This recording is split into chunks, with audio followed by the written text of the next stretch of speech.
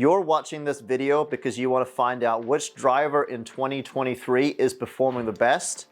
Well, if you want to find out, stay tuned for this video. That one's mashed. Boom. Nice. Golfers, welcome back to the channel. Today you're going to find out which low spinning driver in 2023 performs the best.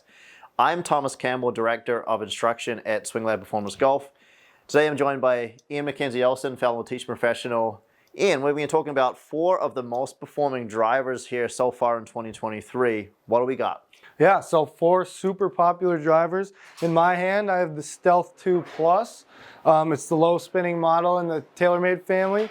And I have the Titleist TSR3, also the low spinning model, or one of the low spinning models in the Titleist family. Yeah, and we throw Titleist in the mix. You know, they got released more kind of towards the end of 2022. However, it's performed really, really well and has retained the performance against the newer models. In my hand, I have the Callaway Paradym Triple Diamond, and I also have the Aerojet LS driver. These two both have been performing really well so far, what we've seen. And for today's test, I'm going to be doing the hitting. I'm going to give you my normal club speed with driver, and we're going to find out which one really just performs best.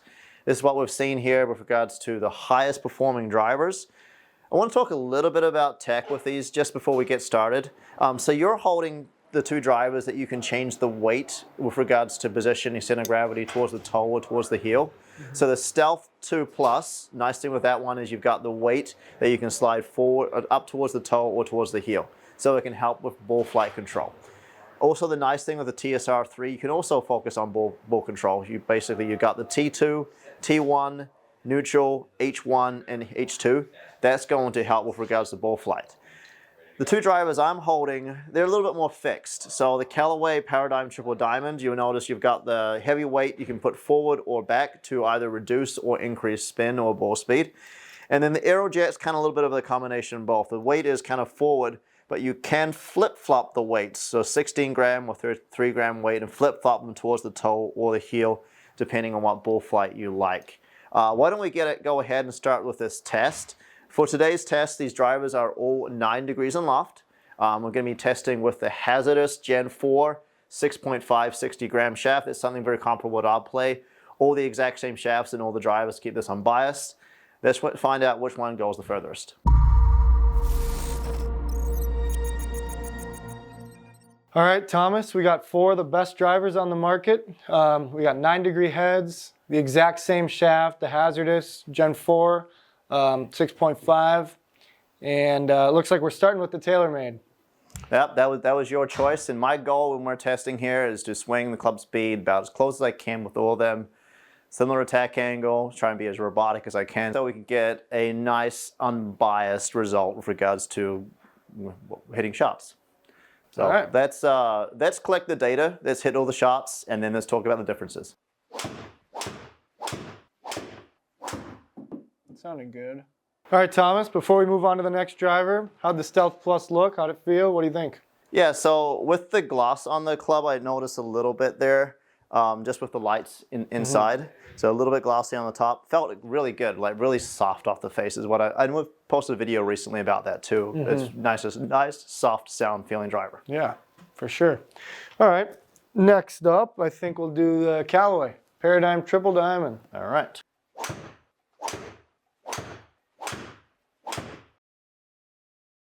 All right, 5 good shots there. What do you think? Definitely a little louder off the club face than the Stealth 2 Plus. Yeah, it's a little glossy, I guess the blue part of the driver, but it's maybe not quite as shiny as the Stealth 2 Plus. But good looking. It definitely looks, it is a smaller club head, so it does look a little more rounder, I guess. But okay. Good looking club. Nice, nice. All right, next up, we got the Cobra. All right. Low spinning head, Aerojet, same shaft, same deal. Let's see 5 good ones. I'm excited to see this because I haven't actually hit it yet, and we have had a lot of people on our channel asking to see this particular driver. So let's see how this performs. Pretty good. It's pretty good. All right, Thomas, first time hitting the Aerojet. What do you think about that one? Well, the transition from the Paradym Triple Diamond to the Aerojet, I noticed it looks like it's a little bit longer from heel to toe. So it's a little bit wider, I guess. Set, you know, a little bit, looks like it's a little bigger club head, which it was. Not glossy, which is good. Yeah. I like not glossy. It sounded hot. It definitely sounded like it was pretty hot off the face. Yeah, for sure. It was quite loud, but it sounded like it was coming off the face pretty quick. Yeah. All right. All right, last of the bunch, but not least. Hopefully, we'll see. Titleist TSR3, same deal. Got 5 good ones. I'm interested to see this, just knowing that this one came out first before the other models.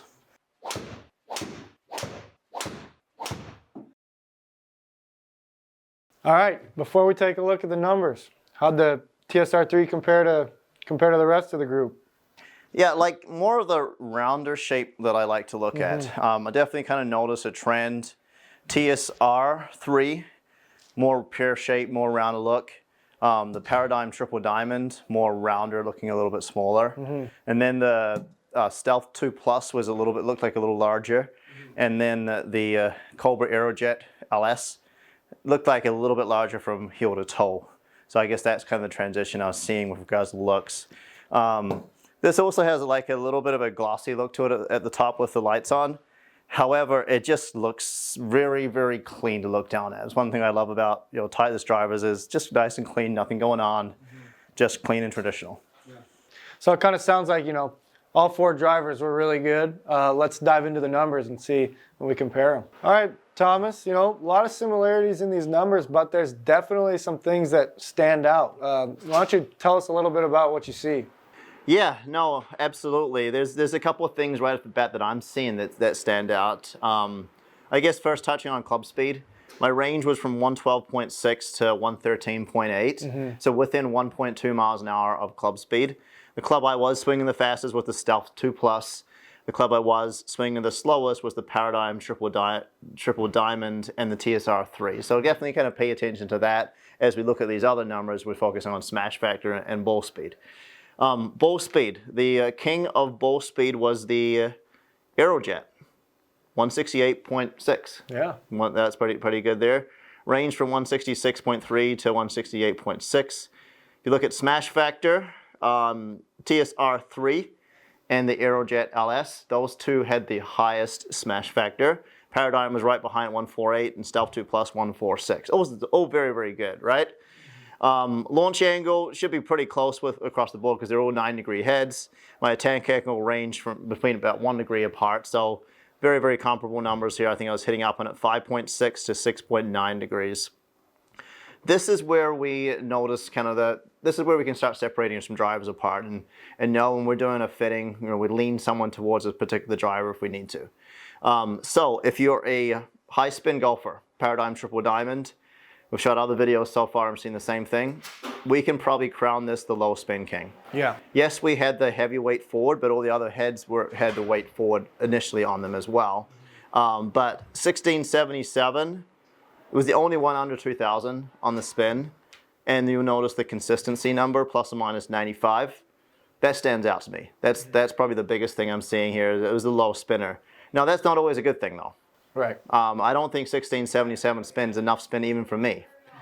Because what you'll notice, if you look at the dispersion right under there, it had the largest dispersion. Yes, I had the 2 furthest drives with it, but you'll notice one way over the right, a couple over there to the left. So that's why spin is actually important also. So it's important to make sure you get fit for what kind of spin that you need based on what we're seeing with those profiles. So with it being lower spinning, total distance 324.3, it was the furthest total distance.